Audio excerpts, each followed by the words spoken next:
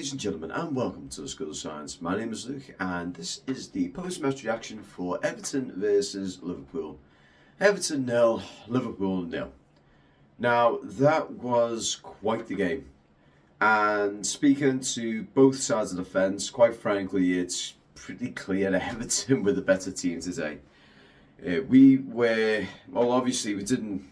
Liverpool had the lion's share of the possession. They had a lot of shots on target and everything like that. But apparently, the in-between play and everything, Everton were much more dominant. We were bossing the midfield. Our defence was pretty much locking them out. And we were just unfortunate not to get a goal.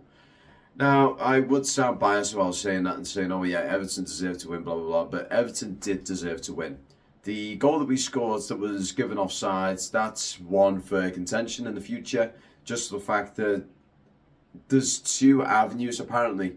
Apparently Cody was offside according to one set of people. The other person said, oh no, it's actually the guy kicking the ball. I think it was Maupay putting it through. Apparently he was offside, but they were basing this on the ball, or should I say his foot that's behind the ball. So from their logic, they're saying because his foot was apparently ahead of whoever it was, I think it was Robertson or something, had their foot like over, and apparently his foot was slightly offside when he made the kick.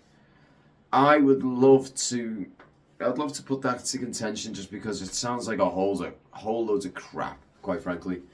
That's like me saying, you know what, because I've got X amount of fingers behind this, like, how many fingers have I got up? Because you can't see them, you're going to guess 4. Well, as a matter of fact, I've only got 2. It's that argument. It's a stupid argument and one that shouldn't be standing, quite frankly. But as a whole, the entire team played the absolute heart out today, and they did a magnificent job today. I could not be any prouder to be an Evertonian than what I was today. Pickford absolutely played brilliantly, deserved the man of the match, made some very crucial saves all across, and his distribution was good today. He made decent distribution. There was a couple of times when it went out, when you felt like he could have angled it a little bit better, but quite frankly, distribution was good. His control of the back line was great. His saves were absolutely brilliant. He didn't put a foot wrong when it came to saving. He was absolutely top notch today.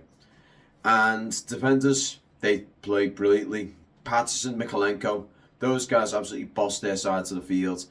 And Tarkowski and Connor Cody played great as well. So, in regards to Patterson and Mykolenko, they held their side of the field and they made that theirs. They just absolutely made sure no one was getting a say in that area. And I couldn't have been any prouder of them. Patterson made Robertson look like absolute crap when Robertson came on. He absolutely bossed that side of the field. He made some brilliant passes. He had a shot that was unfortunately not able to go in. He had a really good slam at it, forcing Alisson to make a save. Mykolenko, he was up and down that pitch all bloody right the way through the 90. He was doing everything he could to try and get the distribution going. And likewise with Tarkowski and Cody. Tarkowski making some very good tackles, very critical tackles. Cody, likewise, he was unfortunate not to have the goal stand. It was a great little tap-in, and it would have just been poetic to the highest degree if he would have scored, being that he was an ex-Liverpool Academy or ex-Liverpool player who's went out on loans to the Wolves and now come to us. So that would have just been poetic to the highest of degrees.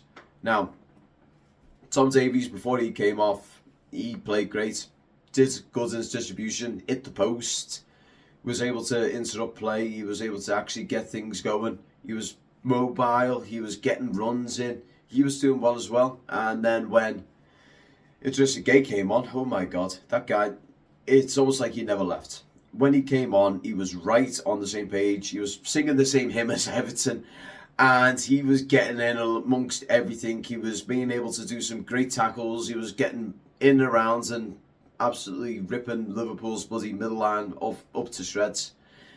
Onana, likewise. Onana, his entire distribution and everything, again, spot on. He was getting everything where he needed to.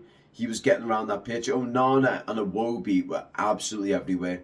anytime there was a ball coming down or being passed, it was either a Iwobi, Onana, Idrissa Gueye or Tom Davies who were on the end of it. And they all played their part absolutely perfectly. Couldn't have been any prouder of those guys. Gordon was probably one of the very few who had a bit of a rough game today. Played great, don't get me wrong, he played really well. But his fatigue got to him. He went 100% from the word go. And when it came time to sub him off for McNeil, he looked like he had ran the London Marathon. He had ran his absolute heart out this entire game. And you know what, mate? You did brilliant. I could not fault you, quite frankly. In regards to Demarai Gray, absolutely great as well. Getting up and down the wing. Him and Gordon were also swapping and changing every now and then. So what you would have noticed in the game, Anthony Gordon and Demarai Gray was been on the left and right respectively, and then at certain points in the game they flipped the script and they'd swap play just to try and confuse the opposition, and from there they would do it again and they just keep doing that. It was a good way to sort of get the Liverpool players' heads scratching, thinking, okay, who am I dealing with? Am I dealing with Gordon? Am I dealing with Gray? It was just enough to make them just a little bit more confused. Now, in regards to Neil Maupay, his game could have been better, but quite frankly, I'm not going to judge yet. It is way too early for us to even make any form of judgment on him, because he hasn't played a single game yet this season. This was his first game, his first full 90. And you know what? He did well. He was getting in and around that box. He was annoying the defence. He had a few shots. He was unfortunate not to get a couple more on target. And he was trying. That's all we wanted. And he had decent speed as well. He was able to actually, make the likes of Van Dijk and everyone else sort of look over the shoulder briefly enough to think, oh shit, is he there? That's great. That's all we needed. Now, there are a few assets I need to talk about. The refereeing today was absolutely abhorrent. Virgil van Dijk actually made an absolutely horrific challenge on Onana, where he put his studs into his lower shin, into the gap where the ankle was, and it was what should be a blatant red card. Didn't get a yellow, didn't even get a slap on the wrist. They just gave the foul for Onana, and that was it. Didn't say to him, look, they didn't give anything, quite frankly. Atkinson today was just absolute. I'm not even sure whether it was Atkinson. The referee today was absolutely shocking, quite frankly. There was also a handball that was not given in the cross. Apparently it came off Milner's arm here. So as the ball came in, his arm was able to actually came up to meet it and deflected it enough for Alisson to get a hand on it, get a palm on it. So quite frankly, there's got to be something changed in this regard, because the Premier League is looking so corrupt, and they're trying to guard the likes of Liverpool and City to the nth degree, and it's getting stupid now. It's actually blatant. It's getting to the point where it is looking physically blatant that they are trying everything that they can to protect the teams that have got like the most fan base, and it shouldn't be the case. It needs to be the most level playing field possible. That was why VAR was actually brought in to the Premier League, to try and make things just that bit more even across the board. And I mean, right now we're getting bloody offside rules that are literally the space between my bloody fingers right now, offside sorts of things, and it's getting stupid. What they should say is, well, they should say, in my personal opinion. Now, you guys can argue this one to say no, they shouldn't, but quite frankly, what I think they need to do is two things. First one being a VAR decision or anything to do with the referee, their microphones need to be put through the airwaves to television or to radio, and you can hear exactly what they are saying when they are communicating with either their fourth official, their linesman, or VAR. When there's a stop and play and they've got to do that, they have to have their mics put over the airwaves so we can hear exactly what they're saying. Just so they cannot say, oh, I said this, when they've actually said that. Likewise with VAR, when they're looking at it, now this is the second one, just to settle. When they're looking at an offside decision, they should be limited to 10 seconds, because the stopping a play for 2-3 minutes is getting a bit stupid now.